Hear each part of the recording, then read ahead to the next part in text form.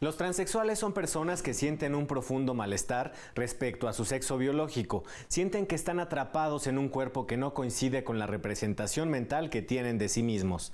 Quienes están en esta situación y se han sometido a tratamientos médicos para corregir la falta de correspondencia entre su identidad externa y su identidad real, pueden solicitar que se les reconozca este cambio de manera legal.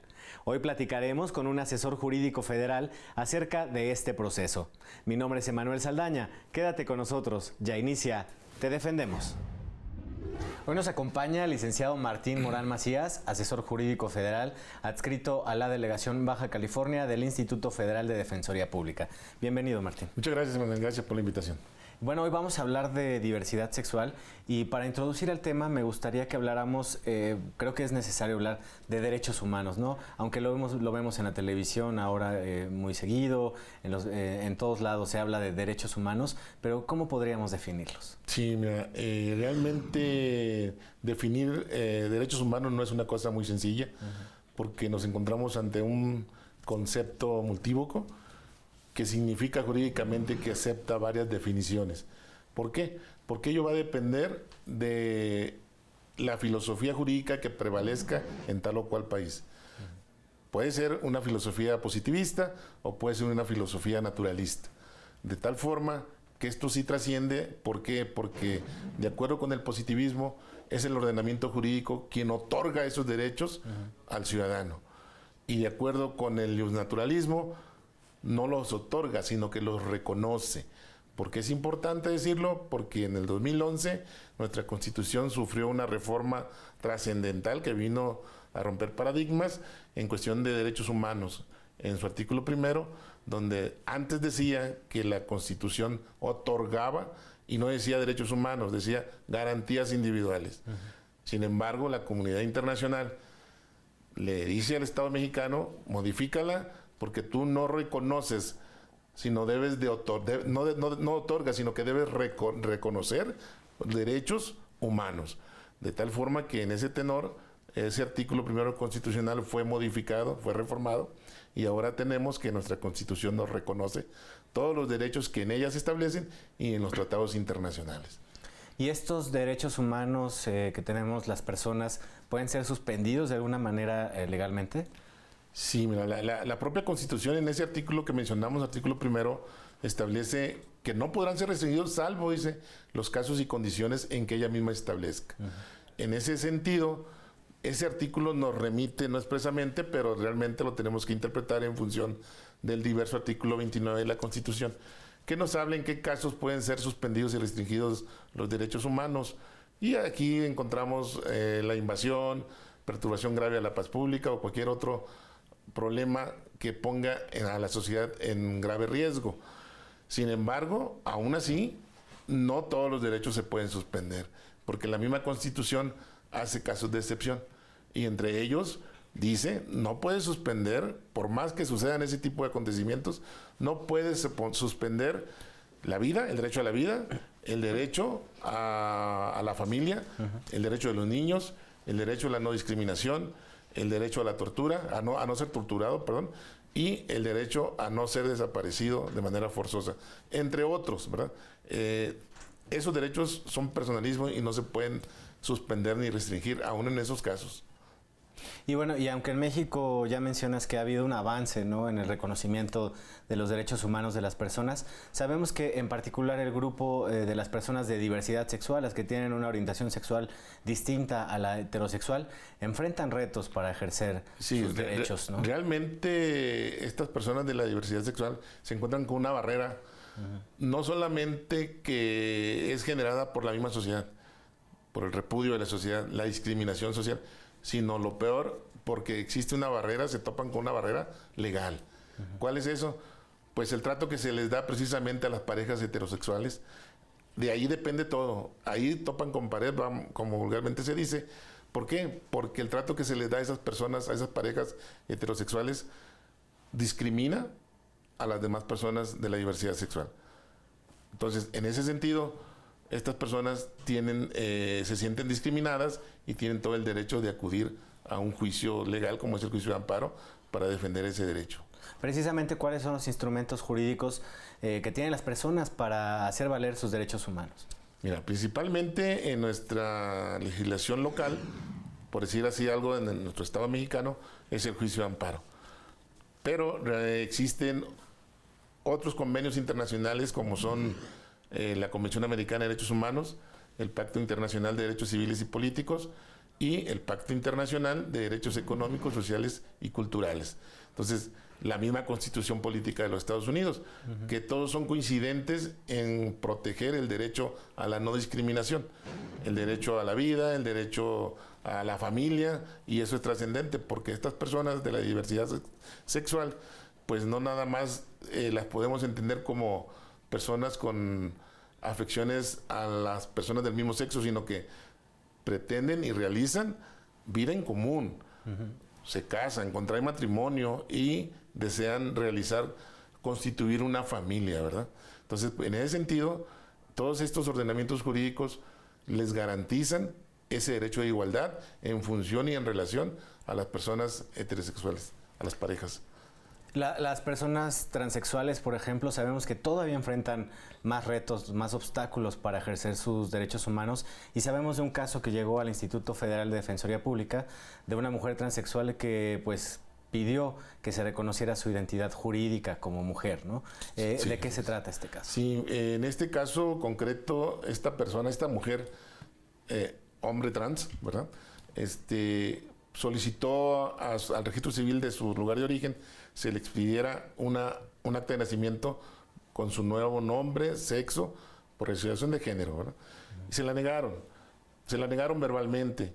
Sin embargo, como no obteníamos una respuesta y sí existía un dato preciso que acreditaba la petición, promovimos un juicio de amparo.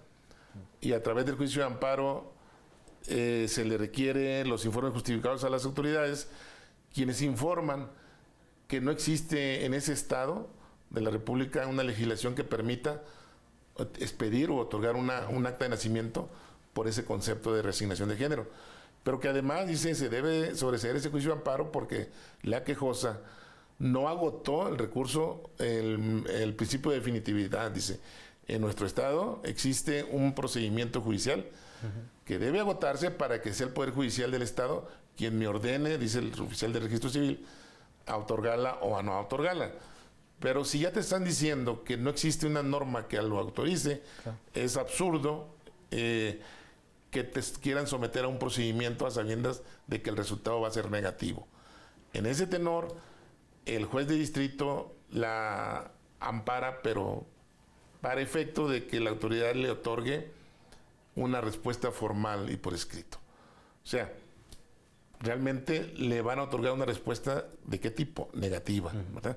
Entonces, aquí tuvimos un problema durante el procedimiento del juicio de amparo porque la quejosa se nos perdió, realmente no la localizábamos, supimos que se había ido a las fiestas de su pueblo y sí fue preocupante porque al momento que nos dieron a conocer los informes, pues pudimos haber tildado de inconstitucional la ley.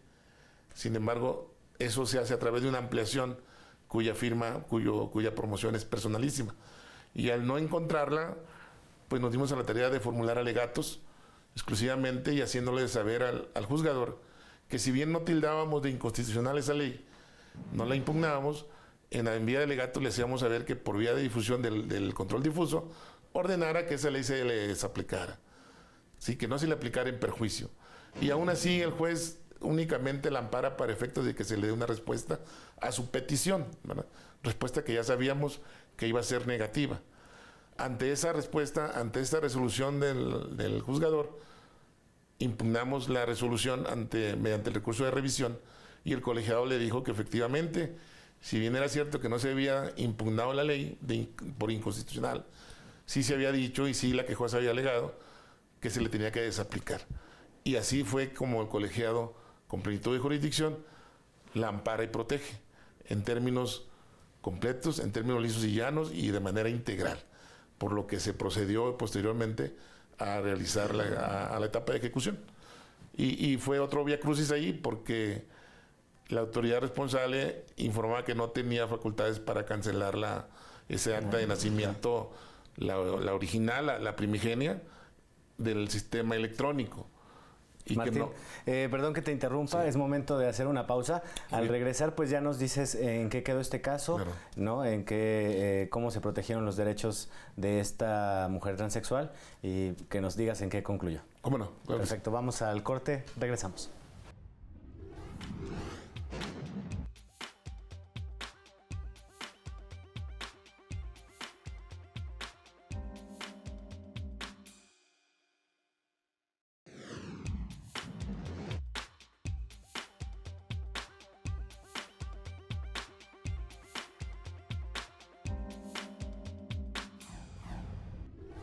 Ya estamos de regreso, estamos platicando con el licenciado Martín Morán Macías, asesor jurídico federal. Y bueno, Martín, platicábamos de este asunto, de esta mujer transexual que pedía que se le reconociera legalmente su sexualidad, ¿no? Se le expidiera esta reasignación sexual. Y bueno, no sé, hablabas de la etapa de ejecución. ¿Qué pasa? Sí. ¿No se le revictimizó con todo este proceso? En mi concepto se le revictimizó desde que el juez de distrito no la amparó de manera integral. Y en la etapa de ejecución nos encontramos con otro problema porque las autoridades responsables argumentaban que no la podían cumplir porque no estaban obligados, no tenían la facultad para dar de baja el acta histórica del sistema electrónico, ni para ingresar la nueva. Entonces, en ese sentido, le requerimos al juez para que a su vez requiriera dichas autoridades y cumplieran con la ejecutoria. Llegó el momento en que el juzgador la declara cumplida, la sentencia, y le dice a la quejosa que es ella quien tiene que ir a donde corresponda a realizar esos trámites. Obviamente advertimos un cumplimiento defectuoso, acudimos en recurso de inconformidad ante el colegiado y el colegiado lo declara, advierte el incumplimiento defectuoso y lo declara fundado y ordena que sean las autoridades responsables quienes realicen todo ese tipo de gestiones para poder restituirla de manera integral y no estarla revictimizando, porque no la llevaba a nada, ¿verdad? Si no se ejecutaba esa sentencia en esos términos. Al final, ¿en qué quedó el asunto? Se le otorgó su acta de nacimiento con su nuevo nombre y se le dio de baja el acta histórica y la nueva acta se le ingresó al nuevo sistema, electrónico. Ella ya resolvió su problema. Eso también le da acceso a muchos otros derechos, ¿no? Le da acceso a todo porque con esa nueva acta de nacimiento tiene derecho a que todos sus documentos oficiales estén adecuados a su nueva acta. Su CUR, su INE, etcétera, ¿verdad? Y ella no podía sacar pasaporte aún con la nueva acta en un principio porque en relaciones exteriores le decían no te lo puedo dar porque aparece todavía tu acta anterior. Y era donde se centró la controversia para el cumplimiento. Y no así, no obstante ello, el juez de distrito la declaró cumplida. Por eso el recurso de inconformidad. ¿Esta situación se enfrenta en todos los estados de nuestro país o únicamente en algunas legislaciones locales? No, mira, esas cuestiones las vemos en todos los estados. Hay mucha renuencia a cambiar el chip anterior por el nuevo a raíz de la reforma constitucional. Muchos juzgadores, y debo decir algo, la reforma no nada más obliga a los juzgadores, que pudiéramos entender como el Poder Judicial, no, a todas las autoridades que impartan justicia materialmente hablando. Y ahí van todas las autoridades administrativas, que resuelvan procedimientos de cualquier índole. Así es. Muy bien, Martín. Pues ahora quiero invitarte a ver la sección Te Escuchamos. Es una sección en la que salimos a la calle y le preguntamos a la gente. En esta ocasión les preguntamos qué opinan de que a las personas que cambian de género se les otorgue una nueva identidad en su acta de nacimiento. Vamos a ver la sección. Regresamos.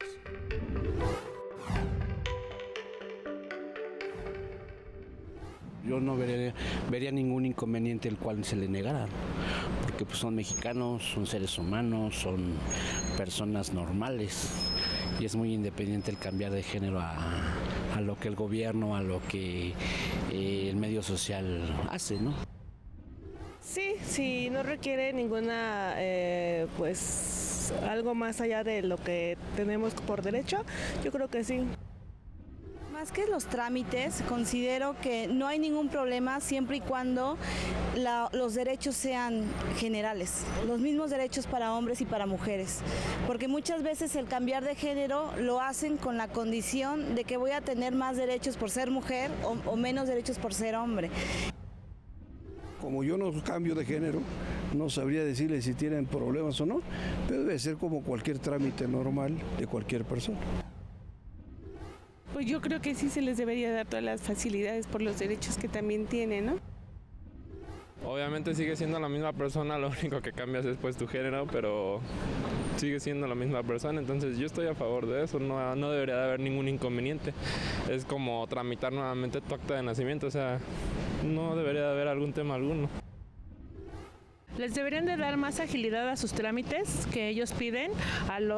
Tienen el mismo derecho porque son personas, porque son mexicanos, porque son seres humanos, tienen el mismo derecho de tener sus trámites con la decisión que ellos tengan. Pero si ellos deciden ir a solicitar una credencial de elector, un acta de nacimiento, tienen el mismo derecho de que les agilicen sus documentos y que no les pongan ninguna traba. Ahí estuvo la opinión de la gente. Martín, ¿cuál es tu impresión? Mira, toda la gente es coincidente en que tienen derechos. Y digo, lo dicen de una forma como si de antemano estuvieran precisando decir que son diferentes a la vez, ¿no? Claro. ¿Tienen los mismos derechos? Pues por supuesto que sí. Los derechos humanos están previstos para todas las personas que se encuentren en territorio mexicano, sin importar diferencia de sexo, religión, raza, color, nacionalidad. En ese sentido, todas estas personas tienen el derecho, si así lo deciden, a la reasignación sexual. ¿Cómo puede hacer el Estado mexicano para garantizar y tratar sobre todo de erradicar la discriminación a las personas que tienen otra preferencia sexual? Bueno, ya lo comentábamos, el mayor problema aquí no es tanto la discriminación que viene de la sociedad, que es muy grave también. Pero el problema es la discriminación legal que viene del legislativo y que la encontramos en la misma normatividad, tanto federal como local. Lo que se tiene que hacer y lo que yo considero que debe de sugerir, lo que se sugiere, es que las entidades ajusten toda su normatividad local a la Constitución Política de los Estados Unidos en estos menesteres, ¿no? Todavía hay códigos, la mayoría, que habla que el matrimonio es de un hombre y una mujer, lo cual pues eso ya es considerado inconstitucional porque discrimina, ¿no? Y todo eso va llevando más allá a la cuestión de la seguridad social. ¿Por qué? Porque las personas del mismo sexo que contraen matrimonio se encuentran con otra barrera legal. La ley del Seguro Social que no les permite registrar a sus parejas en el Seguro Social, o los códigos civiles que no les permiten adoptar o afiliar, reclamar la afiliación de algún menor. Entonces son esas circunstancias que mientras no se corrijan en las entidades federativas, esta discriminación va a estar latente. Desde el Instituto Federal de Defensoría Pública, ustedes como asesores jurídicos federales, ¿pueden ayudar a las personas a que puedan hacer valer sus derechos cuando tienen estas restricciones administrativas? Así es, mira, como ya lo habíamos comentado, la Defensoría Pública lo que trata es acercar a la ciudadanía a que tenga acceso a la justicia. Y una de las preocupaciones más importantes de nuestro director general, el maestro Nexeí Sandoval, es precisamente los grupos más vulnerables. Y entre esos grupos más vulnerables están los de esta diversidad sexual, que están organizados como LGBTI, de manera que cualquiera de ellos puede acudir a cualquier entidad del país. En todas las entidades está presente el Instituto Federal. En 2, 3 ciudades de las más importantes. En Baja California, por ejemplo, estamos en Mexicali, en Tijuana y en Ensenada. Entonces, pueden acudir ahí para exponer sus problemas y serán escuchados y serán representados jurídicamente. Muy bien, Martín, pues es momento de hacer una segunda breve pausa. Al regresar tenemos algunas inquietudes del auditorio para que les des respuesta. ¿Cómo no? Claro que sí. Vamos al corte, no le cambie.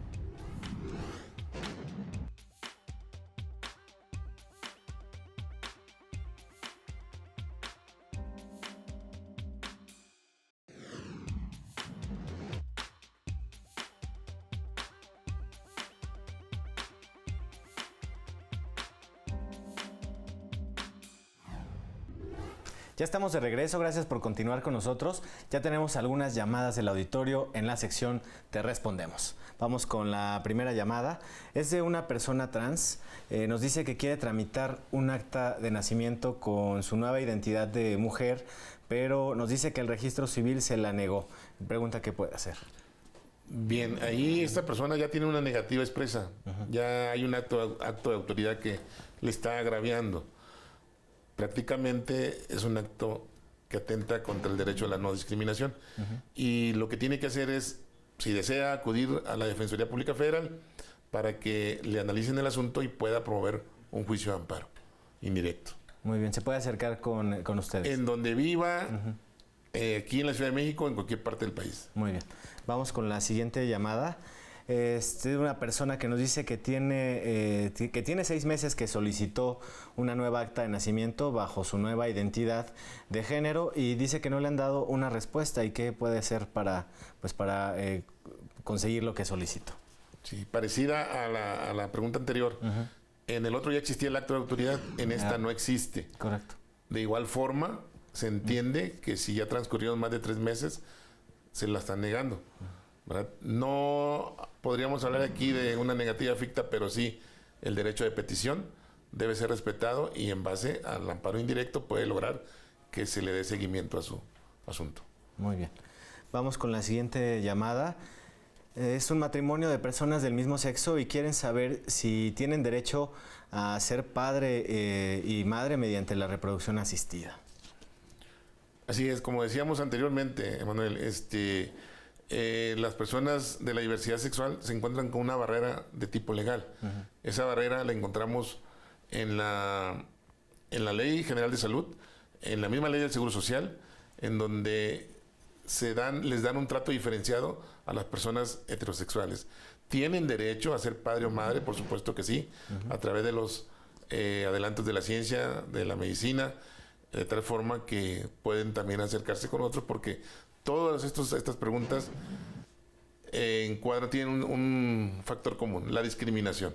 Y a través del juicio de amparo pueden hacer valer sus derechos. Vamos con la siguiente pregunta. Es de una pareja que nos dice que tuvo un hijo mediante la maternidad subrogada y nos dicen que no les quieren otorgar el acta de nacimiento del menor. Preguntan qué pueden hacer. Bueno, definitivamente deben de acudir al juicio de amparo, ¿no? Porque ese acto de autoridad es discriminatorio, definitivamente atenta contra ese derecho, ya que además de el solo hecho de ser parejas del mismo sexo no las limita, tienen derecho, como ya habíamos dicho, a ser padre o madre. Además, la ley no exige que se acredite el vínculo de la maternidad para efectos de acreditar que es el hijo de ellos. Se le está reconociendo como tal. Muy bien, vamos con una pregunta más. También es de una pareja del mismo sexo que nos dice que viven en una relación desde hace 7 años y que les ha negado el derecho a registrar a uno de ellos en el Seguro Social como concubino y preguntan qué pueden hacer. Sí, esta situación se presenta por la barrera legal que existe ahí para estas personas del mismo sexo que son, viven en unión libre, lo que equivale a un concubinato de personas heterosexuales, de parejas heterosexuales. Sin embargo, la ley del Seguro Social aquí contiene fórmulas ahí discriminatorias en el sentido de que, por ejemplo, establece que tienen derecho a ser registrados la concubina del trabajador o la cónyuge del trabajador o el cónyuge de la trabajadora o el concubino de la trabajadora. En automático hacen referencia a parejas heterosexuales. Por lo tanto, esa disposición atenta contra el derecho a la no discriminación, el derecho a la igualdad. Por lo tanto, estas personas tienen derecho a que se les otorgue el mismo trato. Y a través del juicio de amparo podrán resolver ese problema. Muy bien, licenciado, pues ya es momento de terminar esta charla. ¿A dónde se puede comunicar la gente que tenga alguna inquietud o que quiera solicitar algún servicio? Sí, existe el número de teléfono 822-42-426. Está el Instituto Federal de Defensoría Pública en todo el país, en horario de 9 a 6 de la tarde, de lunes a viernes. Muy bien, pues Martín Morán, muchísimas gracias por acompañarnos en esta Gracias ocasión. por la invitación, Emanuel. Ya nos vamos, también agradecemos a nuestro equipo de producción y gracias a ti por sintonizarnos. Te esperamos la próxima semana. Quédate en la señal de Justicia TV.